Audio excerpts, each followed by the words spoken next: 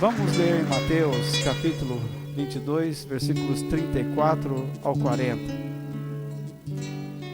Eu quero falar sobre esse tema, ou me basear nele, pelo menos durante 3 domingos por aí.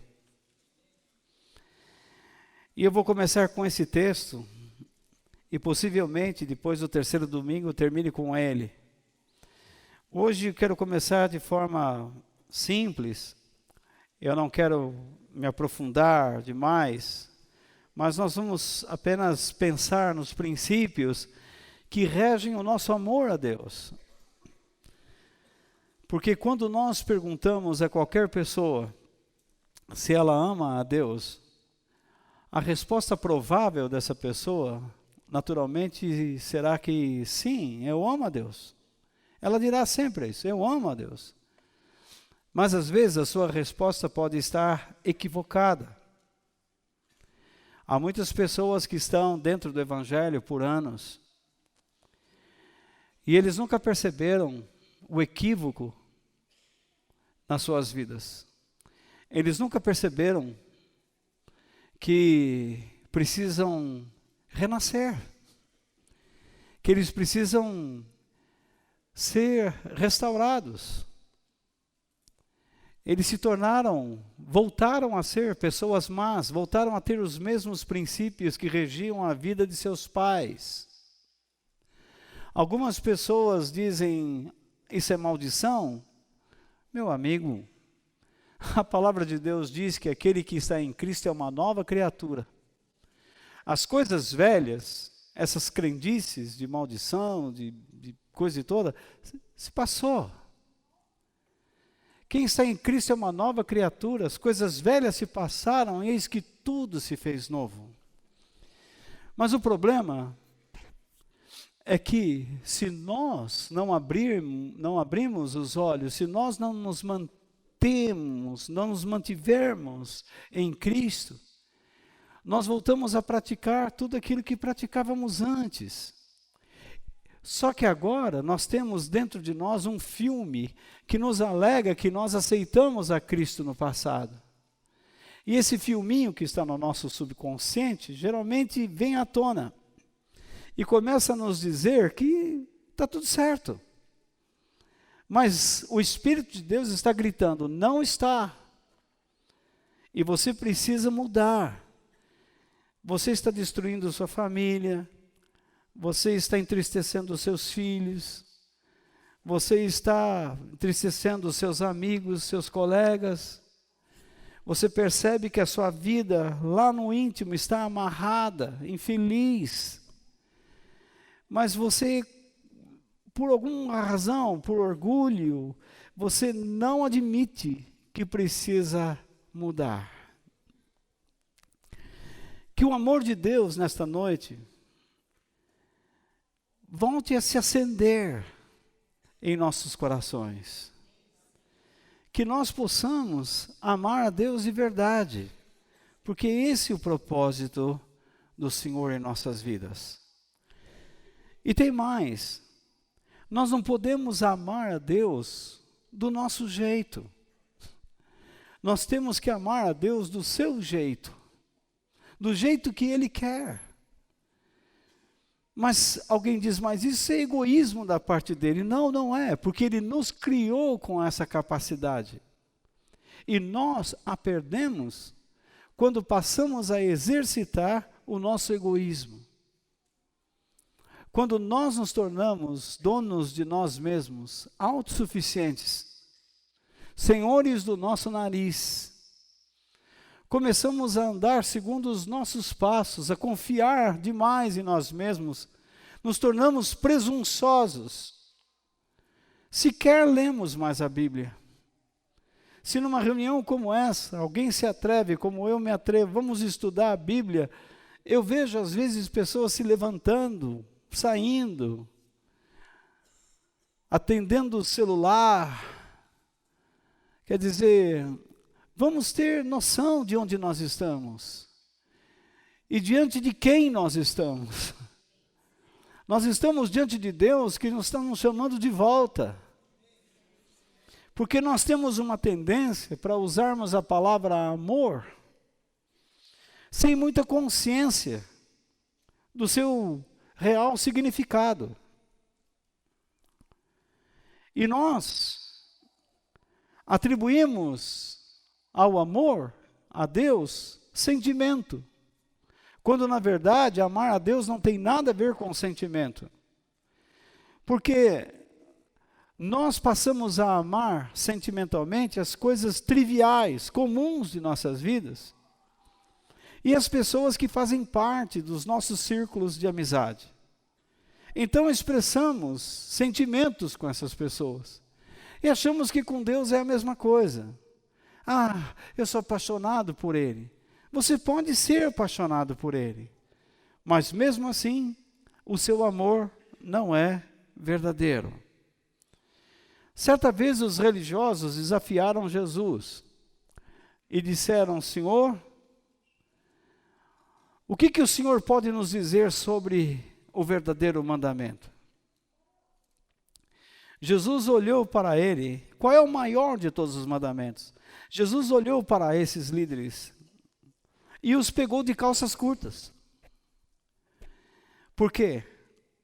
Eles admitiam para si mesmos que eram os líderes religiosos, professores de religião, que todos deveriam respeitá-lo, ou respeitá-los.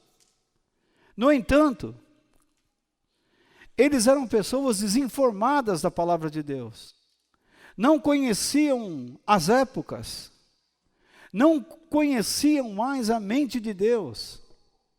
Eles criavam mandamentos para dominar pessoas. Então eles faziam com que as pessoas os odiassem, tivessem ódio deles. E além do mais, essa dominação religiosa fazia com que as pessoas entregassem a esses líderes verdadeiras fortunas. Tanto que pertencer à classe eclesiástica naquela época, o que não é muito diferente dos nossos dias atuais, dos nossos dias, eles eram homens ricos. Eles tinham propriedades, enquanto o povo não tinha o que comer. Então, e eles diziam, nós amamos a Deus. Oravam nas praças públicas de braços levantados. E as pessoas riam. No entanto, eles estavam acumunados com o Império Romano.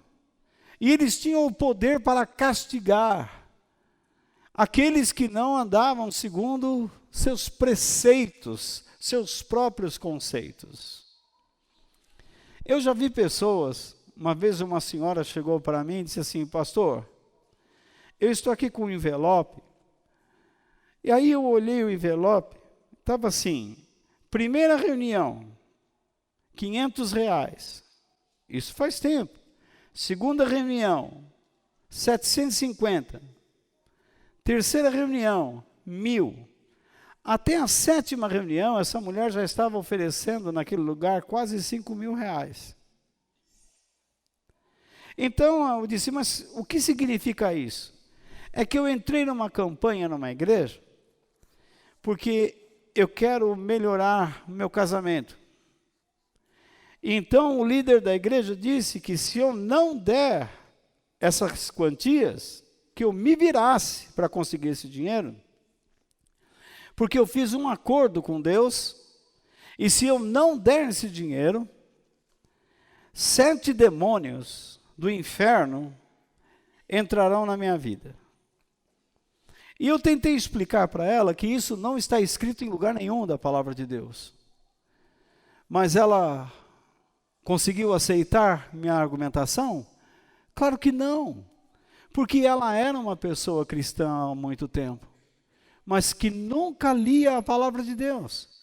Era uma pessoa que lia a caixinha da promessa, se contentava em pegar alguns versículos tirados de seus contextos e acreditar em verdadeiras mentiras, porque você pode transformar a verdade em mentira. Jesus disse certa vez que nós tomássemos cuidado para que a nossa luz interior não se transformasse em uma verdadeira escuridão. Nós estamos vivendo dias tão difíceis que é muito complicado você tentar convencer as pessoas de seus erros, porque todos pensam que estão corretos. Mas nesta igreja nós temos o costume de falar a verdade. E espero que Deus nos chacoalhe e que Deus nos acuse para o nosso próprio benefício e que nós possamos ser restaurados pelo amor de Deus. Vamos ao nosso texto. Mateus capítulo 22, versículos 34 ao 40. Os fariseus eram um grupo, uma facção do judaísmo religioso, que eram bem radicais. Eles não eram pessoas consideradas erradas, mas eram fanáticos. Eles guardavam a palavra de Deus, eles liam a Bíblia, mas liam do seu jeito. Eles liam para condenar e dominar pessoas, e se aproveitar dessas pessoas. Tanto que a liderança religiosa judaica era, na sua maioria, composta por líderes fariseus. Então, quando souberam que Jesus tinha feito os saduceus, olha, outra facção religiosa judaica, essa facção vivia em briga com os fariseus, porque os fariseus acreditavam na ressurreição, e os saduceus não acreditavam na ressurreição. E Jesus disse aos saduceus que a ressurreição é verdadeira, e que eles estavam errados. Agora Jesus está falando com um grupo que crê na ressurreição, mas que não entende nada sobre o amor de Deus. Tem a palavra de Deus, fala pelos cotovelos sobre Deus, mas não existe amor. É como nós falamos, ou nos habituamos a falar dentro das igrejas. Eles eram verdadeiras capas. Eles eram como sepulcros caiados. Por fora, bem pintadinhos, com flores, mas dentro, cheiro da morte e não da vida. Então vamos lá. Então tinham feito os saduceus calarem a boca. E um deles, que era mestre da lei significa professor, ensinador, querendo conseguir alguma prova contra Jesus, olha só, ele está contra Jesus, correto? Porque eles não entendiam o tempo de Deus, eles não entendiam as profecias. Perguntou: mestre, qual é o mais importante de todos os mandamentos da lei? Gente, eles ensinavam, sabe o quê? Por dia você tinha que guardar pelo menos um mandamento negativo, que tem a palavra não. Não farás isto, não andarás até ali, não comerás isto. Imagine, um mandamento negativo por ano. As pessoas por dia, tinham que decorar tudo isso. Imagine 365 mandamentos negativos. Além dos positivos, quando eles diziam assim, vocês têm que decorar, faça isso, faça aquilo, diga isso, coma aquilo, beba isso. Então as pessoas estavam cheias de regras, cheias de mandamentos. Mas amar a Deus mesmo, não conseguiam. E eles gostaram tanto dessa brincadeira, porque essa coisa deu a eles o poder de dominar pessoas, que eles estavam se divertindo. E Jesus os estava condenando com isso. Então, que mandamento eles esperavam? Porque eles guardavam quase todos os mandamentos. Imagine, 365 mandamentos. Não faça isso, nós não fazemos. Nós temos quase mais de 250 mandamentos positivos que diz que nós devemos fazer isso e nós fazemos. Olha para nós. Nós somos de Deus, nós não somos igual aos fariseus que o Senhor fez calar a boca. Nós servimos a Deus, nós falamos dele. Nós estamos sempre nas sinagogas. Nós nos reunimos. Nós mantemos o povo debaixo do cabresto. Nós estamos gritando em toda parte que Deus é verdadeiro. Se nós cumprimos todos os mandamentos, perguntamos, qual é o maior? Qual é o maior de todos os mandamentos? Eram pessoas orgulhosas. E esse é o problema das pessoas, orgulho. O orgulho nos cega. E faz com que você rasteje sobre a lama do egoísmo. E você fica todo enlameado. E não percebe a sua sujeira. Então, Jesus respondeu. No versículo 37, estou lendo na versão da tradução da linguagem de hoje. Ame o Senhor, seu Deus, com todo o coração, com toda a alma e com toda a mente. Eu não vou entrar profundamente nesses 3 pontos aqui. Este é o maior mandamento e o mais importante. E o segundo mais importante é parecido com o primeiro. Eles pediram um só. Mas Jesus, de quebra, está dando 2. Que é justamente para dar aquela, como a gente diz aí, o trançapé. Aquela quebrada de perna. A famosa ferrada. Então, o segundo mais importante é parecido com o primeiro. Ame os outros como você ama a você mesmo. Como amar? Se eles apenas esfolavam as pessoas, tiravam tudo que eles tinham. Então Jesus disse uma verdade que eles precisavam aprender, que toda a lei de Moisés e os ensinamentos dos profetas se baseiam nesses 2 mandamentos. Significa o seguinte: se você não sabe amar a Deus, com certeza você é uma pessoa egoísta. Mas por que então Deus pede que nós o amemos? Porque quando você o ama, você começa a lutar contra o seu egoísmo e o seu orgulho. E você passa a se preocupar com pessoas que estão ao seu lado.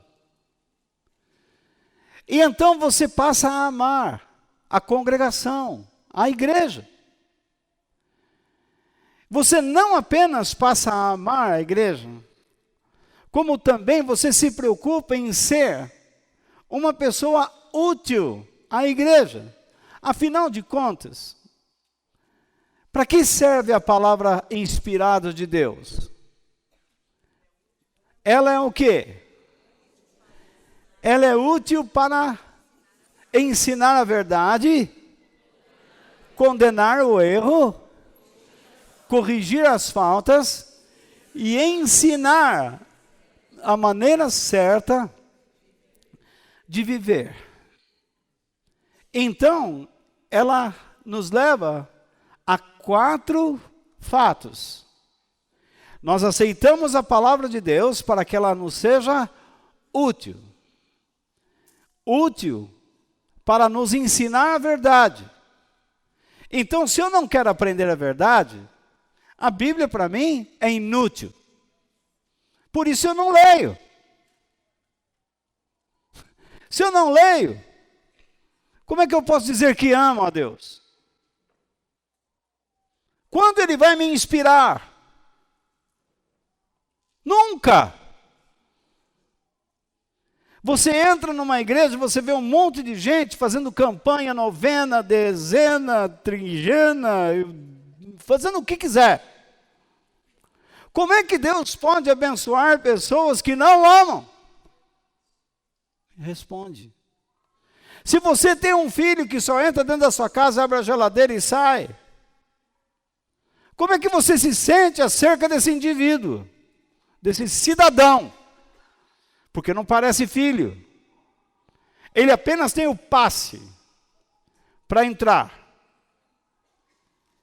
Você deu a ele o direito de entrar, abrir a geladeira, ligar a televisão, incomodar, sujar a casa e sair. Mas ele não dá um bom dia, não dá um abraço no pai e na mãe.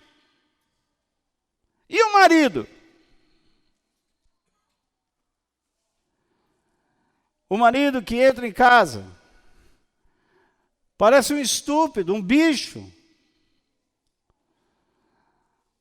A mulher preparando todas as coisas lá, a primeira pergunta dele não é, como é que você está? Onde é que você estava? Onde é que eu estava? O quê? Fazendo comida para você, seu pançudo.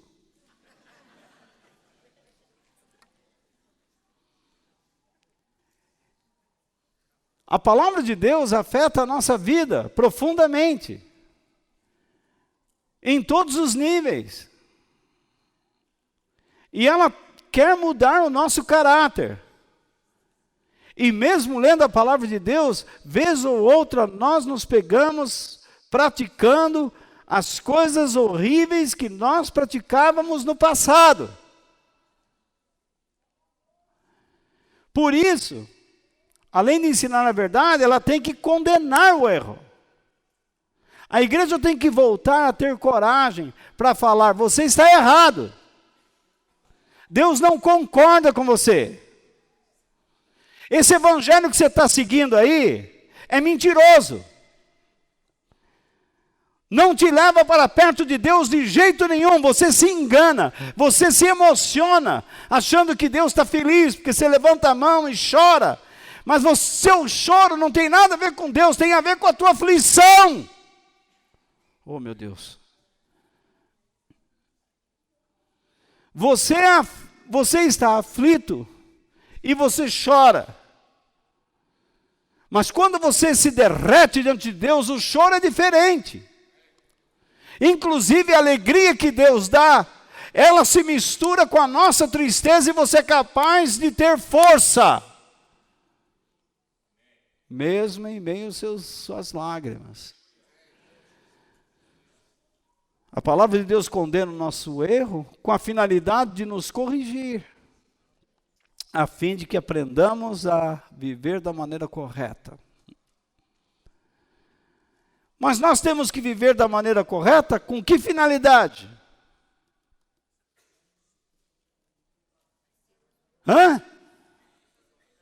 Lê lá.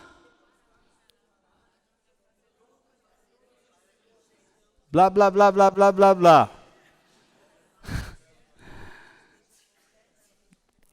A finalidade de tudo isso é nos preparar para fazermos a vontade dEle. Não é só gostar da igreja, mas é edificar pessoas. É nos prepararmos para edificarmos pessoas. Eu quero aprender para ensinar. Eu quero receber de Deus para construir. Então eu não posso ser sempre um frequentador. Eu tenho que atingir um plano mais profundo. Eu tenho que pertencer à família de Deus. Porque é isso que Deus exige. A igreja, hoje em dia, parece um centro de macumba, onde as pessoas entram lá para receber uma oração e saem de lá, e esse não é o propósito de Deus. O propósito de Deus, meu irmão, é que você se converta, que você ame o Senhor, e que você aprenda a viver com Ele e com os irmãos, com as pessoas que Ele coloca do seu lado. Às vezes até para pisar no teu calo. Porque através das lutas Deus vai aperfeiçoando o seu caráter. A verdade então, de Deus aí, para nós, que Jesus dá, é que os mandamentos de Deus regem toda a lei de Moisés e todos os ensinamentos dos profetas. Amar a Deus e ao próximo é o plano áureo de Deus. Tudo que está escrito na Bíblia é para nos levar a esses dois princípios de conduta: amar a Deus e amar o próximo. Se eu estou numa igreja e não estou alcançando isso, eu estou na igreja errada.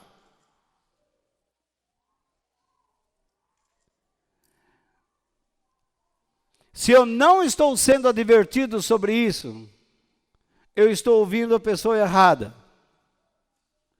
Se em todo o tempo ele só diz que eu vou receber, que eu tenho coragem, porque Deus está comigo, está com você, isso não é pregação. Isso eu já sei, de cabo a rabo. Você não precisa ficar dizendo para mim que Deus está do meu lado, porque Ele está. Mas tem uma coisa que você também não diz, que o diabo, seus demônios, também andam ao nosso derredor, procurando nos tragar, rugindo como leões. Isso nós não falamos. Nós sempre dizemos, não, Deus está do meu lado, vai me proteger, e sempre estamos tomando um tombo. Quando é que nós vamos aprender que Deus permite que nós passemos por vales sombrios e que também nos capacita a andar por montanhas exuberantes? E em todos esses momentos, o nosso amor de Deus, nosso amor a Deus deve ser verdadeiro. Então, eu fiquei pensando, eu pensei em vários conceitos errados sobre como amar a Deus, mas coloquei 5 apenas, e vou compartilhar com vocês. Se vocês têm o smartphone, em vez de ficar jogando e mandando mensagem do WhatsApp, me enganando, você pode usar e tirar foto. 5 conceitos errados sobre como amar a Deus. Os 3 primeiros. Reverenciar a Deus nem sempre significa que o amamos. Segundo, levar nossas necessidades a Deus nem sempre significa que o amamos. Terceiro, servir a Deus nem sempre significa que o amamos. Antes de irmos para os 2 restantes, deixe-me comentar. O primeiro, reverenciar a Deus. Muitas pessoas têm o maior respeito por Deus, mas eles nunca entregam ao Senhor o seu coração, verdadeiramente. É muito comum quem já passou por escolas dominicais e que aprenderam pelas revistas de ensino bíblico, que Deus é poderoso, é soberano, é grande, é justo, e essas pessoas então respeitam a grandeza e a soberania de Deus. Mas quando vocês olham para suas vidas, você descobre a verdadeira ineficiência, a ineficácia. Essas pessoas, ou muitas delas, são infrutíferas. E o modo como elas estão vivendo está dizendo que elas não pretendem produzir frutos. Por isso eu digo que reverenciar a Deus nem sempre significa que o amamos de verdade. Algumas pessoas aqui, me permitam, sem ser indelicado, amaram a Deus no passado, mas hoje, vocês não estão vivendo sob a sua graça, vocês estão vivendo como vocês querem, achando que Deus está aceitando o seu modo de vida, e Deus não está aceitando. Você o está entristecendo, e eu não posso lhe dizer até quando durará a paciência divina para com a sua vida. Mas enquanto você pode ouvir sua voz, abra bem os ouvidos e escute o que Paulo diz. Desperte do seu sono e Cristo iluminará o seu coração. Levar nossas necessidades a Deus é um outro requisito, ou um outro conceito, que pode ser errado. A Bíblia não diz que nós devemos levar a Deus nossas preocupações e ansiedades? Sim, claro que diz. Porém, aquele que busca o Senhor deve se interessar também por Ele. O que a maioria das pessoas está fazendo é que elas buscam, o que elas dizem, eu busco a Deus para levar a Ele minhas preocupações, mas o que elas querem não é Deus, é a solução. São interesses pessoais. Isso é egoísmo. Mas volta, a Bíblia diz que Deus vai resolver os... Não diz nada disso, não. A Bíblia não diz isso coisíssima nenhuma. A Bíblia diz para que nós obedeçamos a Deus e andemos sob a sua graça e a sua direção, sob a sua soberania. Muitas vezes você vai orar e pedir a Deus que dê alguma coisa para você. Ele pode atender. Noutras oportunidades, Ele não vai atender. Porque Ele quer que você seja aperfeiçoado, treinado. Que você receba na sua vida marcas de transformações. E então você vai chorar, você vai passar por lutas, mas se você amar a Deus, você vai ouvir sua voz, se você se interessar por Ele, Ele vai estar do seu lado. E quando você sair desse vale, você sairá com experiências para fortalecer pessoas, e a sua fé revigorada, fortalecida para a glória de Deus.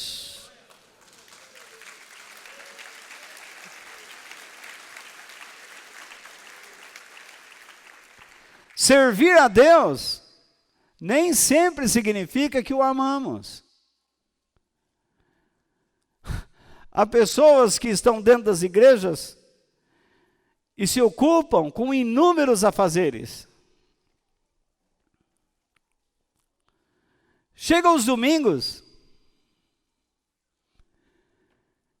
elas ensinam crianças, no outro faz isso, no outro faz aquilo, mas elas nunca acalmam o seu espírito para ouvir a palavra de Deus.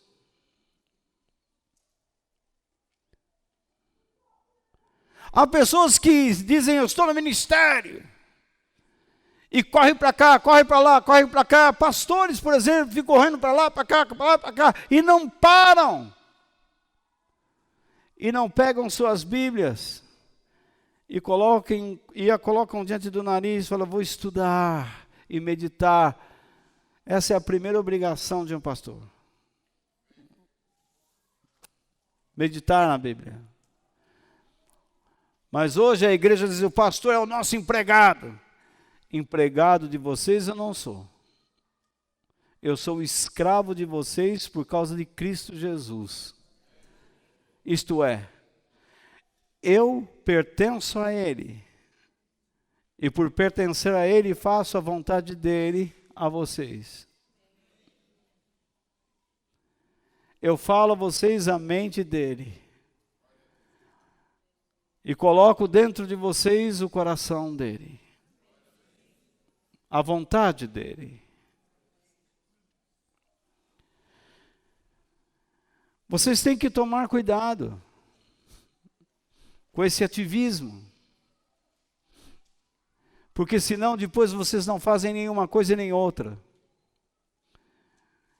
Eu amo a Deus porque eu o sirvo. Mentira.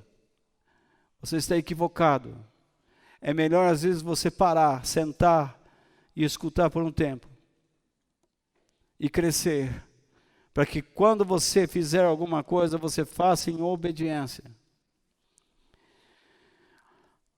Ofertar nem sempre significa que o amamos. Esses são os outros dois. Falar ou pregar sobre Deus nem sempre significa que o amamos. Há pessoas que ofertam grandes quantias, pensando que podem barganhar com Deus, comprá-lo. Olha, eu ajudei a obra de... E daí, você ajudou o quê? Então você não fez o que Deus pediu, você não deu o que Deus pediu. Dá a César o que é de César e a Deus o que é de Deus. Você deu o que achava que tinha que dar.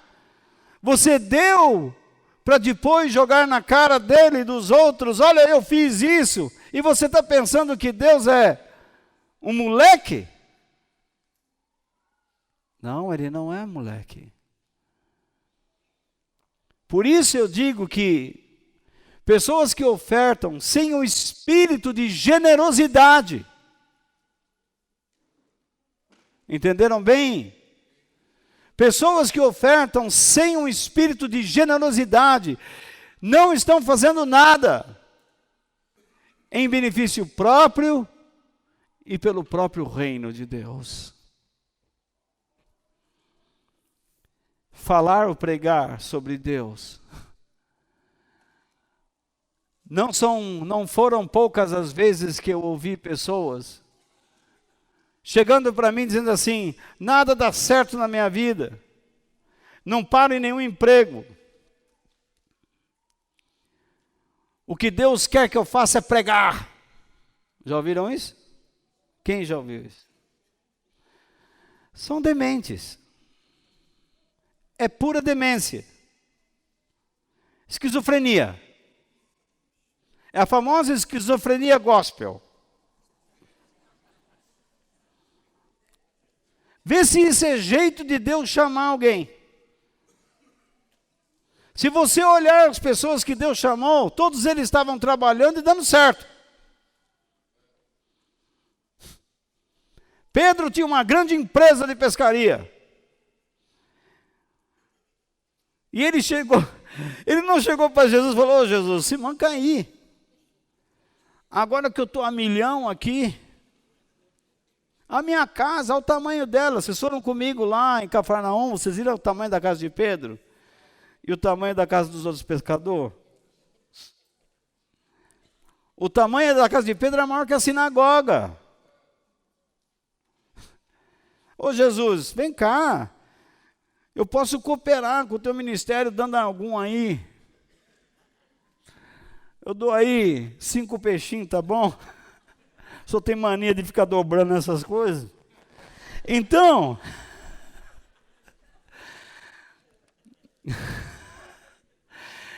veja só. Para que eu vou largar esse negócio que está...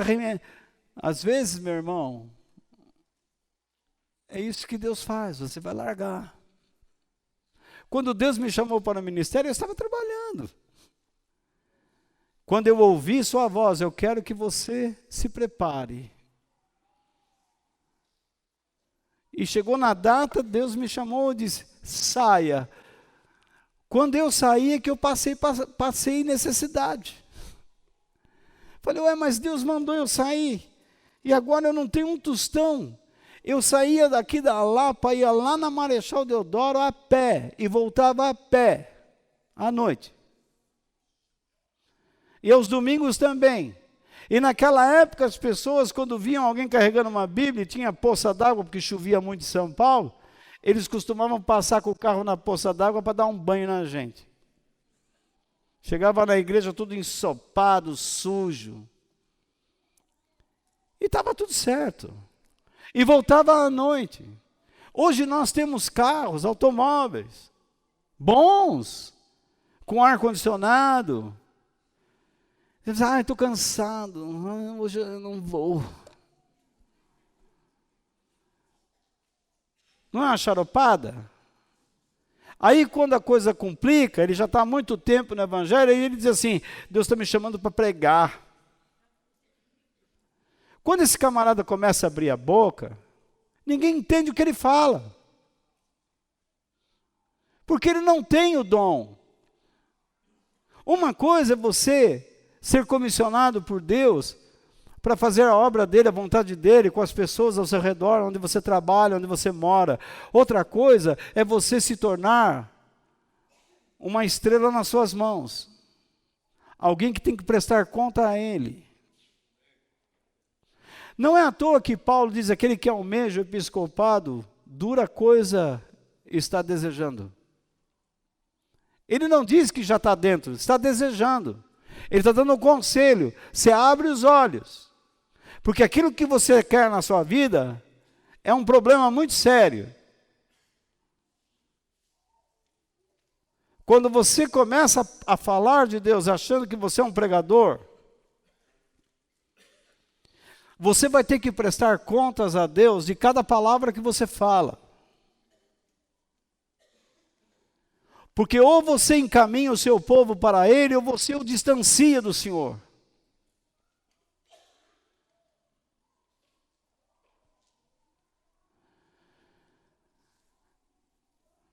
Então nós temos que entender que há muitas pessoas que estão ensinando e pregando por aí hoje, roubando.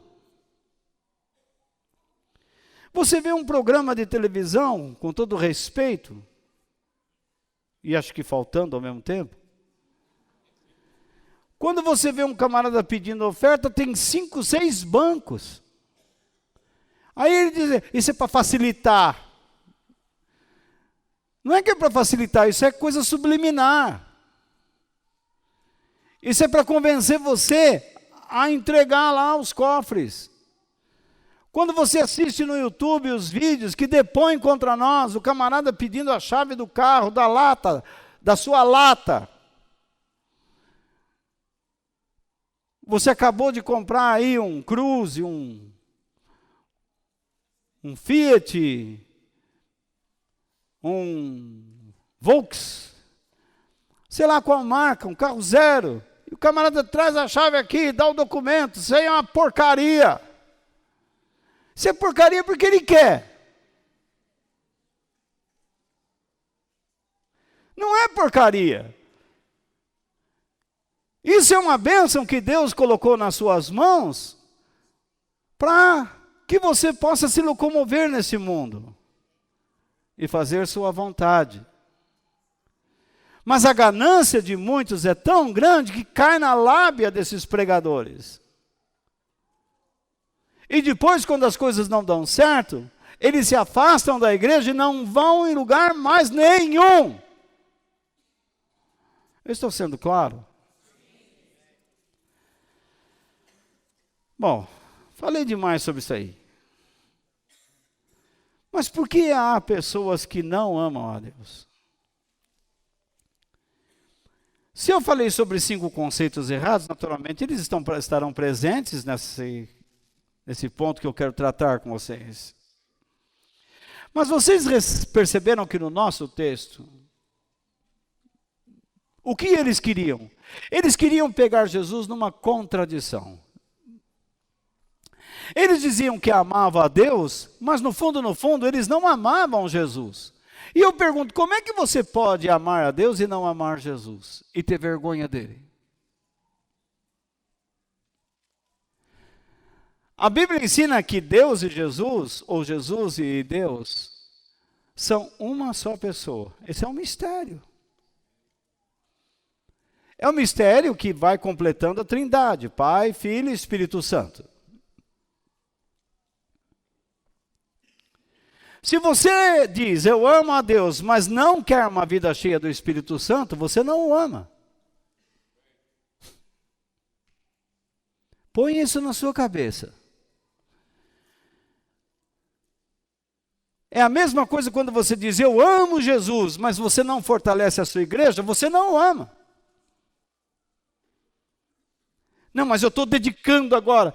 Mas se você está dedicando da maneira como nós falamos, sem realmente amar a Deus, o seu amor é falso.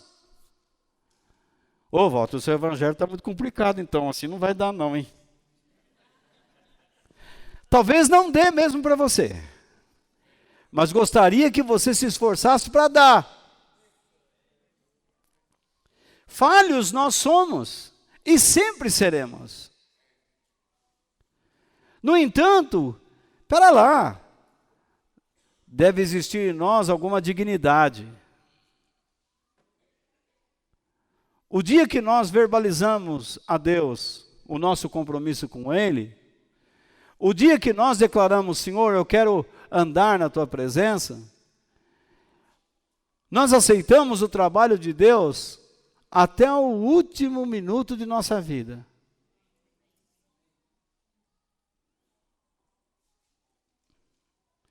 Outro dia, vi na televisão um cristão que amarrava a mulher.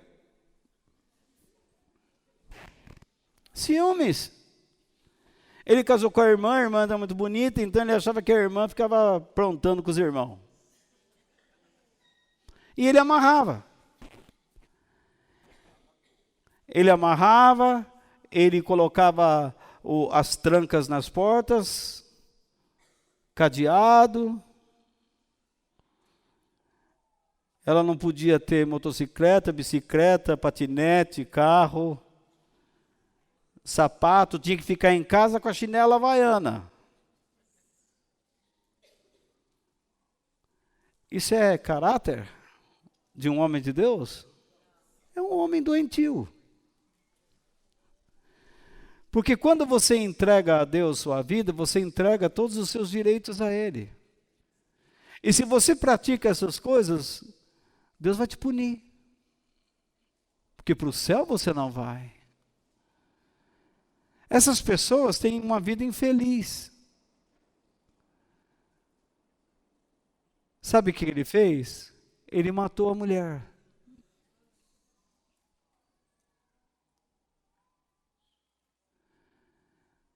Ora, ela era uma pessoa inocente. Por que Deus permitiu isto? Se Deus é tão amor, por que Ele permitiu que uma pessoa inocente que é dele morresse nas mãos de um inconsequente, de um animal? Você não faria essa pergunta? Sim ou não? Me ajuda aí, ó.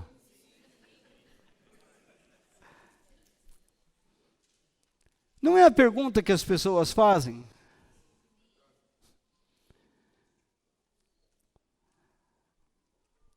Às terças-feiras eu estou ensinando vocês o livro do Apocalipse. E eu falei para vocês sobre o terceiro período da igreja e o quarto, quando Deus permitiu que houvesse mártires.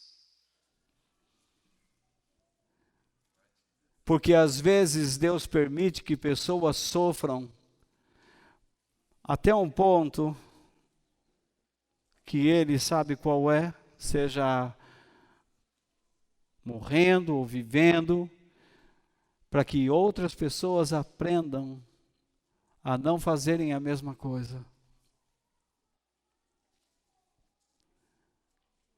Mas nós estamos tão interessados nas soluções, nós estamos tão interessados em nossos interesses, que não queremos mais nos dispor a aprender nada.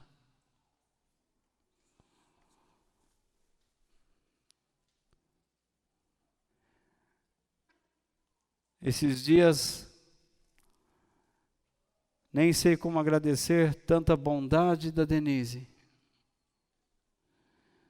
Houve momentos que eu fui um verdadeiro chato naquela prisão. Eu disse, Denise, não aguento mais isso aqui. Eu não trouxe nada, fui pego de surpresa, eu não tenho nem minha Bíblia, eu não tenho nada, não tenho... Como é que eu vou fazer? E ela, tenha paciência. Como tem paciência? Eu falei. Ela fala, é aquilo que você ensina. Ah.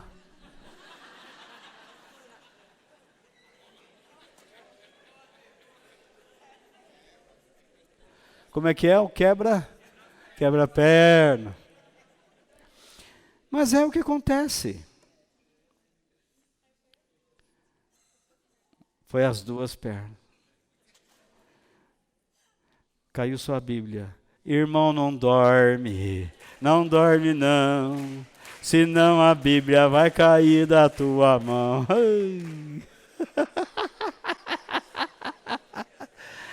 Ronaldão, que vergonha. Foi ela que derrubou, né? Bom, você vê, a gente erra, mas por que não considerar o erro? Por que não reconhecer? Por que não mudar?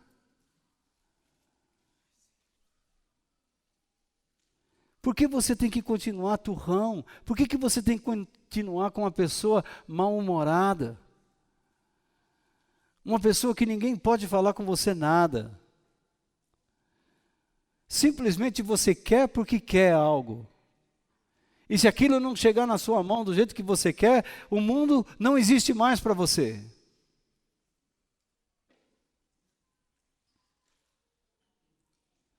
Eu vejo dentro de famílias diferenças com filhos, do pai, da mãe, e às vezes a própria rejeição. Que atitudes insanas são essas?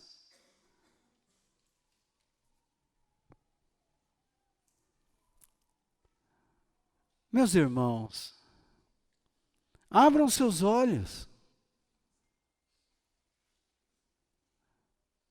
Vivam para a glória de Deus.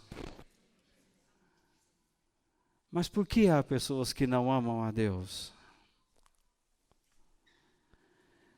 Se as pessoas rejeitam Jesus, seu evangelho, é porque não o conhecem, não conhecem a Deus. Deus não é só Deus. Deus, uma figura. Em Deus está a igreja, está Jesus, está o Evangelho, o Espírito Santo, os irmãos, sua família, seus filhos, eu, você, esse momento aqui.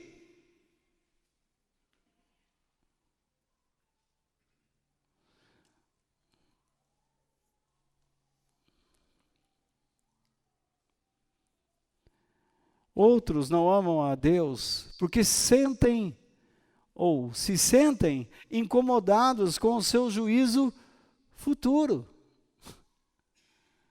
Eu não vou lá na igreja ficar ouvindo que eu sou pecador. É lógico que você vai querer ouvir bobagem, porque você é um bobo.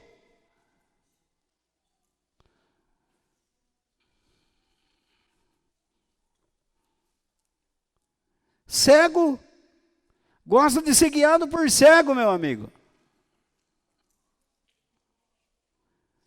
Eu já vi pessoas, pastor, ele está na igreja, ela está pregando errado, mas a pessoa, eu sei que ela ama Jesus. Se ela amasse Jesus mesmo, ela já teria ouvido o Senhor: saia daí.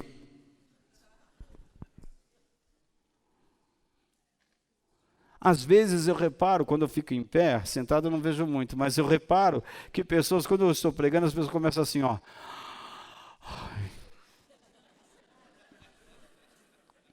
Nossa, eu já fui igual a você. Eu entendo você. Eu sei o quanto Jesus, através da minha vida, está sendo inconveniente na sua vida. Mas percebo também o quão inconveniente você é diante dele. Outros deixam de amar a Deus porque a santidade divina os incomoda. O que é santidade? Muitas pessoas dizem, é vida sem nenhum pecado. Não é não. Santidade é uma vida dedicada. E quando você vai se dedicar, então você vai se colocar debaixo dos termos de Deus e encontrar uma vida de pureza. Por que nós falamos que Deus é santo? Porque nele não tem pecado? Não. Deus não tem pecado porque ele é puro. Mas Deus é santo porque ele é dedicado aos seus propósitos. Ele traz o céu à terra para conduzir a terra ao céu. Uma pessoa santa é uma pessoa dedicada. No quê? Nos propósitos de Deus. Em trazer o céu à terra e levar a terra ao céu. Veja, vou repetir o que disse anteriormente, há uns dias atrás. Nos dias de Noé, após terem saído da arca, Deus colocou no céu o quê? Um arco-íris. O arco-íris, ele preenche um círculo no céu que vai até duas extremidades, um semicírculo. E ele termina onde? Na terra.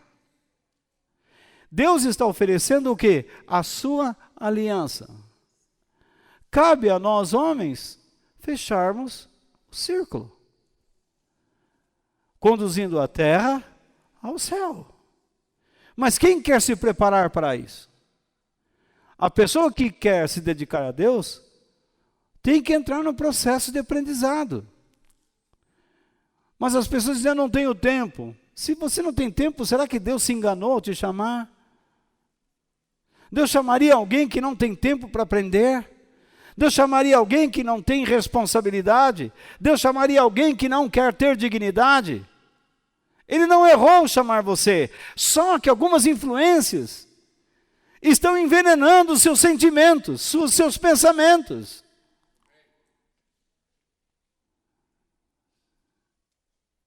Alguns desejos do seu coração estão fazendo com que você se afaste do que Deus estabeleceu para a sua vida dentro da sua igreja.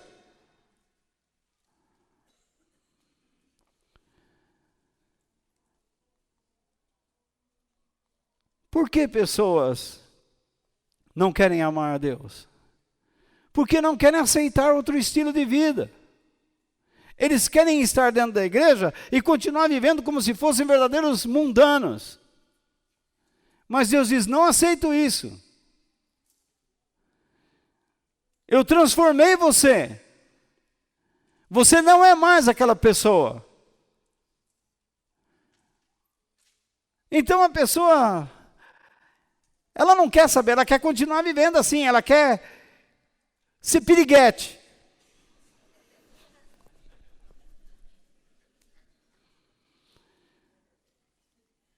O cabra quer ficar com todas as menininhas. Ele quer tirar proveito, é o famoso tirador de casquinha. A menininha quer ficar. Você vai nesses colégios, as meninas beijando meninas, E os homens olhando. Pô, meu, que barato, é? Barato nada, já se enjoaram até de vocês, que vocês são uns trouxa. Nem beijar vocês sabem.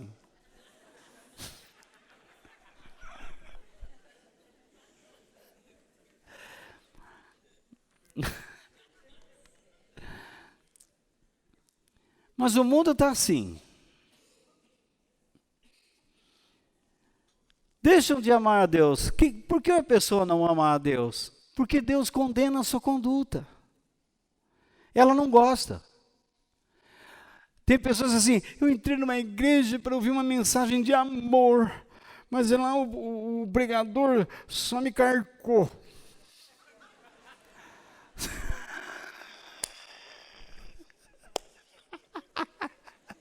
Ai, eu não posso rir por causa dos meus pontos. Então,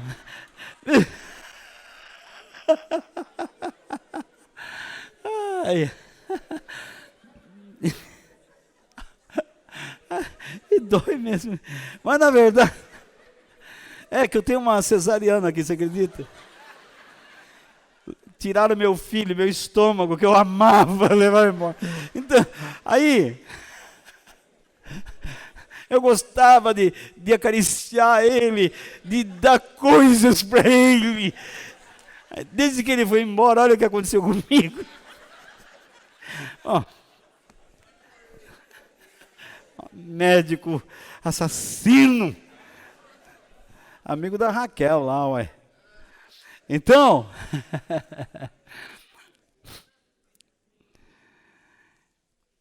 algumas pessoas não amam a Deus porque têm dificuldades para entender os propósitos divinos para suas vidas.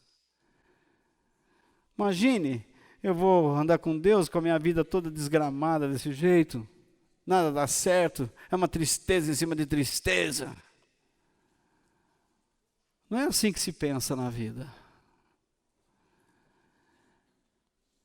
E, por último, você viu? Foi rápido hoje. Mais ou menos. Por que nós devemos amar verdadeiramente a Deus? Por quê?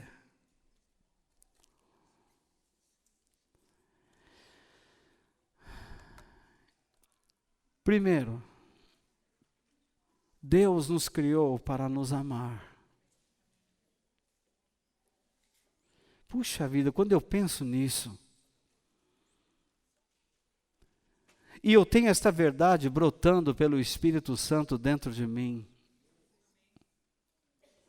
eu sei que Deus me ama, até mesmo quando eu ando pelos vales sombrios. Como eu oro pedindo que a experiência de Davi seja a minha, ou a minha seja a experiência de Davi. Ainda que eu ande pelo vale da sombra da morte, não temerei mal algum, porque tu estás comigo, tua vara e o teu cajado me consolam.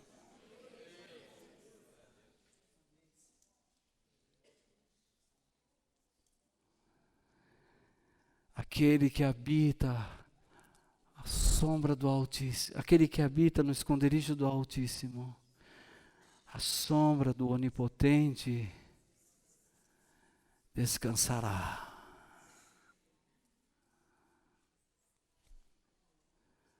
Em paz me deito, logo pego no sono, porque só tu, Senhor, me fazes repousar tranquilo. Eu lembro que antes de estar com Cristo, eu tomava aqueles remédios faixa preta. E eu tomava para dormir, e o médico falava assim, agora você vai dormir, toma este remedinho. Eu tomava o remédio e à noite fazia assim, tum. Aí eu tinha vontade de dormir durante o dia. Eu não precisava daquilo. E vou dizer, se eu estou falando isso é porque alguns aqui estão tomando e não precisam disso. Por isso que o Espírito de Deus está dizendo, para eu falar sobre isso. Alguns até precisam, mas outros não. Vocês estão tomando porque estão equivocados. Vocês precisam aprender a confiar mais. Deixar que Deus acaricie vocês. Nós somos filhos de Deus.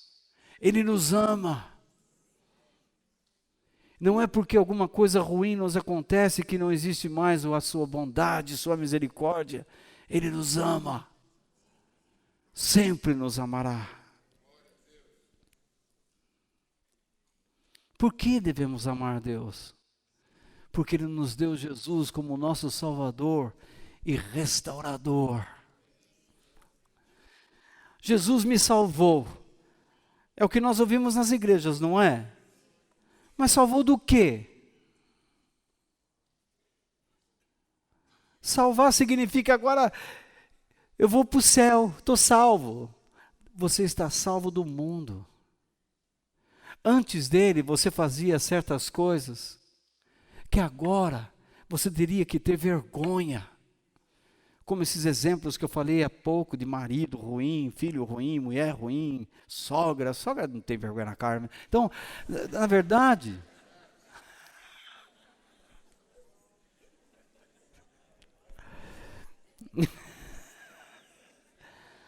as velhas ficaram tudo agora. Então, tudo é agora potente. Então, na verdade, há certas coisas que nós teríamos que ter vergonha, porque são coisas imorais, que fazem as pessoas sofrerem, não traz edificação, não traz utilidade, não é exemplo para filho. A coisa mais dura é ouvir um dia um filho dizendo assim, eu nunca vou seguir o exemplo do meu pai, ou da minha mãe. Esse homem ou essa mulher nunca me ensinaram a ser uma pessoa de bem. Eu só vi meu pai maltratar minha mãe. Eu só vi minha mãe maltratar meu pai. A igreja existe para ser essa voz, para te alertar que Jesus quer te salvar destas coisas, para que você seja uma pessoa humilde, que você olhe para sua esposa, ou para o seu marido, ou para os seus filhos, reúna-os e peça perdão. E diga, olha, aconteceu tudo errado. Eu não segui as leis de Deus, os princípios de Deus. Eu pensei que podia fazer isso da minha cabeça. E só fiz bobagem. Tem um namorado de alguém, que agora você está aqui na igreja, louvando a Deus, e ele está com outra mulher. Que eu sei. E eu tenho a vontade de apontar o dedo.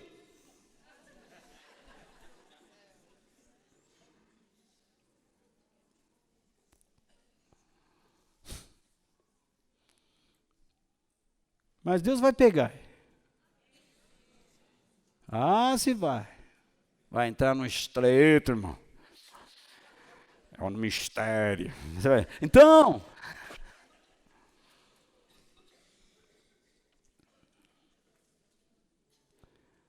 você está todo inocente aí amando a Deus, e o cabra está lá, no maior inferno.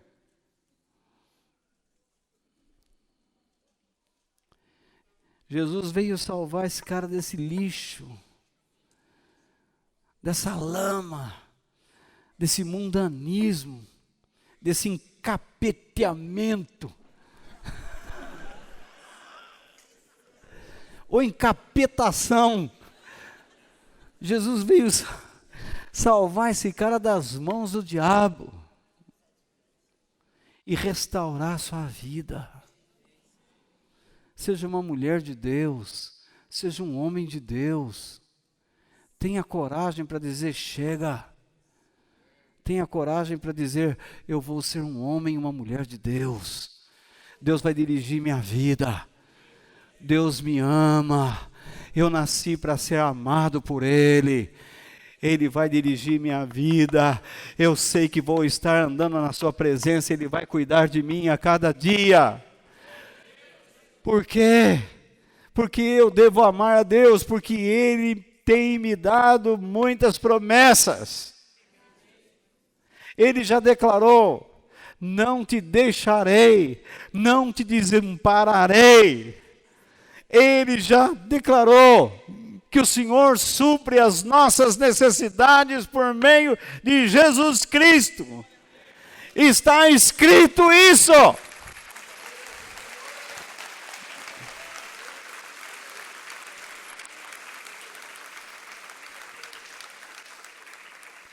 Está escrito que Ele ouve as nossas orações. Quando nós o buscamos de todo o coração. E buscar-me-eis e me achareis quando me buscardes de todo o vosso coração. Ele perdoa os nossos pecados. Ele nos dá a eternidade. Uma eternidade que começa desde o momento em que eu coloco Jesus dentro de mim. Eu poderia citar inúmeras promessas, mas 5 são suficientes.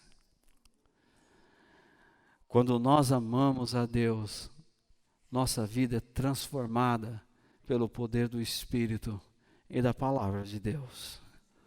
A nossa vida de comunhão com Ele se torna o alvo mais querido, mais buscado. E a sede e a fome de fazer Sua vontade nos absorve, nos incomoda.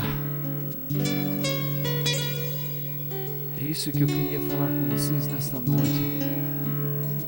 Que Deus nos abençoe, em nome de Jesus. Amém. Quem no céu tenho eu além de ti, e na terra em quem tenho mais prazer. Não há outro Deus semelhante a ti, Senhor. És a minha força em meu coração. És a minha